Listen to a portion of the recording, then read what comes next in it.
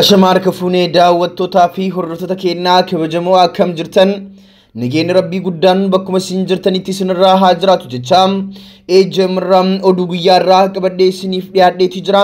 Odeeffannoo kana kan gama keessan dhiyeessuu an obboleessa keessan Tolchaa Huseen Maddaatiin odeeffannoo kennas guyyaa har'aa tarkaanfii waraanni bilisummaa Oromoo godina Gucii Lixaatti fudhatee fi akkasuma waraana bilisummaa Oromoo irrallee namni lama du'u gama keessan dhiyeessina.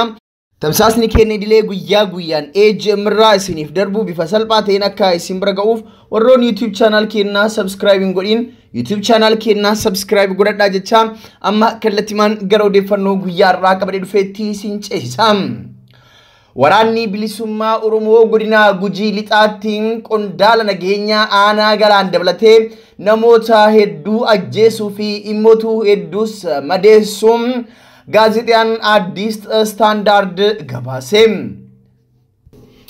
Akka gabaasa gaazexaa Addis Standarditti gaafa guyyaa 22 ji'a shanaffaa bara 2021 waraana bilisummaa Oromoo fi akkasuma poolisoota Oromiyaa minishoota qondaala kana hooggananii deeman jidduutti lolli cimaan kan gaggeeffame yoo ta'u lola gaggeeffame kanarratti gama wabootiin namni lama akka ajjeefamee fi akkasuma immootu gama kaaniin immootu namni 7 akka ajjeefame gabaafameeti jira.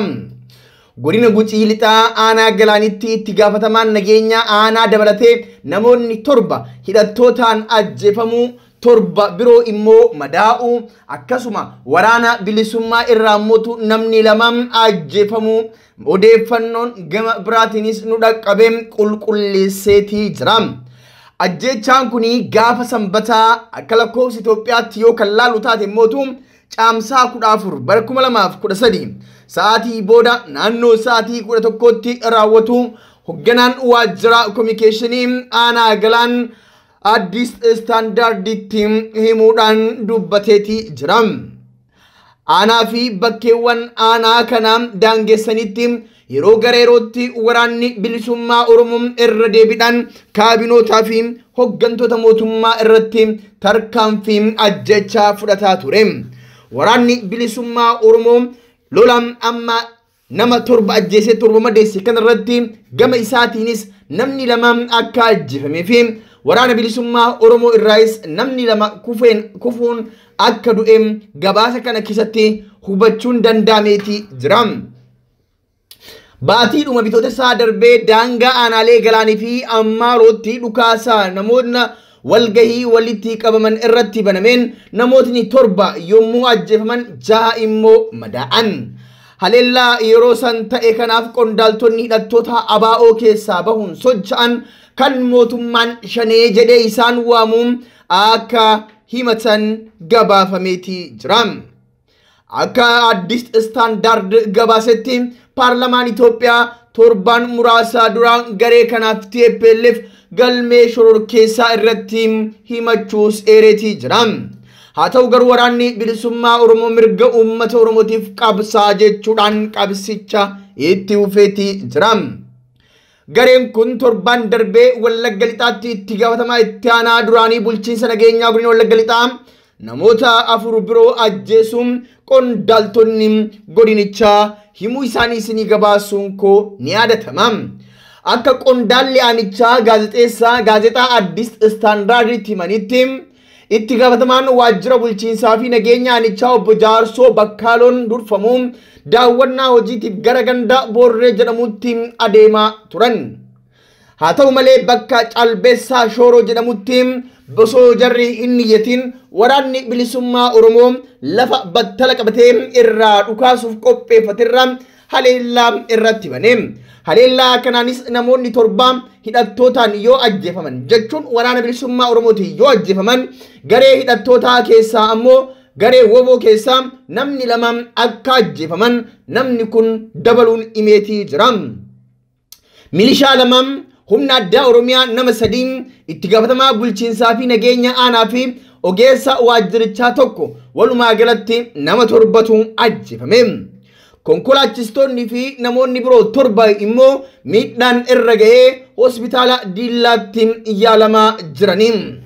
Haleellaan kun kan raawwate hidhattoota waraana bilisummaa Oromoo kan jedhan obbo Gabayyoon ragaan kan agarsiisan hidhattoonni lama ajjeefamanii hidhattoota shanee ta'uu isaanii mul'isa jedhe. Hidhattoota ajjeefaman lamaaniin alatti namni biraa to'atamee akka hin jirree fi waraanni bilisummaa Oromoo hafee tarkaanfii kana erga fudhatee baqachuudhaan bosonaatti akka deebi'ee fi akka hin qabamin gabaafameeti jira. Garuu mootummaan jara kana qabuudhaaf hordoffiirra jira jedhus qabuu hin dandeenye. Guuji lixaa aanaa galaanitti hidhattoota gandoota aanichaa daangarra jiran keessaa akka sochaanii fi yeroo adda addaatti caasaa nageenyaa fi milishaa gandaa irratti tarkaanfii cululuqaa fudhataa akka turanis mootummaa fi godinichatti hooggantoonni matumti isaaniitu amanaa jiru.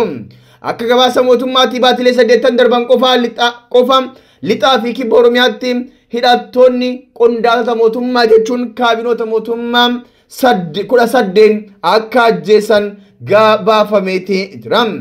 Qondaalota amma godina Gujii lixaatti ajjeefaman kana keessaa qondaalli aanichaa jechuun itti gaafatamaan bulchiinsaa fi nageenya aanaa galaan kan turan obbo Jaarsoo Bakuloo wajjin namni 6 isaa wajjin waliigalatti namni 7 ajjeefame namni 6 biroon immootu yoo madaa'u woboo irraa mootuu namni 2 du'eeti jira. Odeeffannoo kennaa gama biraatiin immootuun waldaan aksiyoona liqii fi qusannaa Oromiyaa Waalqoon moggaasa maqaa Siinqee jedhu qabatee gara baankiitti ol guddachuun gabaafame.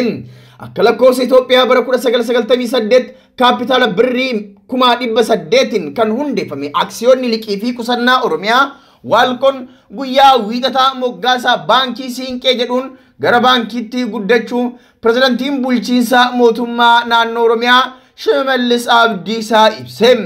Obbo Shimallis Abdiisaa ijaarsa gamoo baankii Siinqee Finfinnee kutaa magaalaa Boolee keessatti argamuun eegalsiisaniiti jiru. Sadarkaa itti aanaa pirezidantii naannoo Oromiyaatti qindeessan kilaastara hawaasummaa obbo Addisuu Araggaa baankiin Siinqee kaapitaalaa kaffalamee qarshii biliyoona 7.4 akkasumas kaapitaalaa waadaa galamee biliyoona 15 galmeessisuudhaan hundeeffame. Baankiin kun kaapitaala guddaa fi dameewwan 400 ol qabaachuun hundaa'uu isaa baankiin daldala Itoophiyaatti aanuun baankii isa guddaa isa taasisaa jiraniiti jiru. Odeeffannoo kennaa irraa maahitiin immootu gaazexeessaan tokko to'achuuf xayyaarri balali'aa ture kallattii isaa jijjiiree akka qubatuuf dirqisiifame. Xiyyaarri Riyaaniir Giriik irraa gara Liituweeniyaa imalaa ture. Dilbata balallii isaa saatii dheeraaf gara Bilaarusitti akka geeddaru kan taasifame.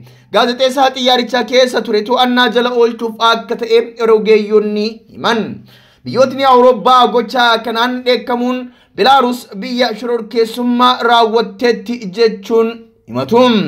Gulaalaan miidiyaa Next Group kan ture Roman Protasevich xiyyaaricha deebi'ee balallii akka itti fufuuf hayyamamuu isaan dura to'annaa jala oolfame. Miidiyaaleen Bilaarus akka jedhanitti xiyyaarri waraanaa MiG-29 xiyyaara kana gara biraa balali'uun Minsk akka qubatu kan taasifame sodaa boombiin jira jedhuun ta'us boombiin garuu hin argamne. Xiyyaarichi imala isaatti deebi'ee kan magaalaa gudditti Liituuniyaa Vilnius kan qabate saatii karoorfame irraa gara saatii 7 ol barfateetti. Imaltoonni xiyyaaricharra turan maaliif imalli isaanii gara Minskitti akka geeddarame odeeffannoo homaa akka hin kennamneefis himu.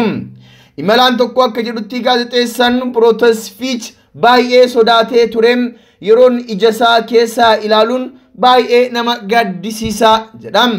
Imaltuun biraa Moonik Simukeen galgalee namoota ilaalee murteen du'aa akka irratti murtaa'eeru dubbate jechuun AFP'tti himateeti jira. Ammatti gamtaan Awurooppaa neetoon dhimma kana furuuf waamichaa dhiyeessaniiti jiru. Hoogganaan mormituu Belarus Viltnalaa kan filannoo bara darbee injifatame namoota Protasevich akka bilisaan gadhiifaman gaafatan keessaa tokkodha. Egaan daawwattootaa fi hordoftoota keenya kabajamoo odeeffannoon har'aaf qabannee isiniif dhiyaanne kanuma odeeffannoo biraatiin yeroo biraa deebinee hanga wal agarutti turtii gaarii isiniif haa taatu.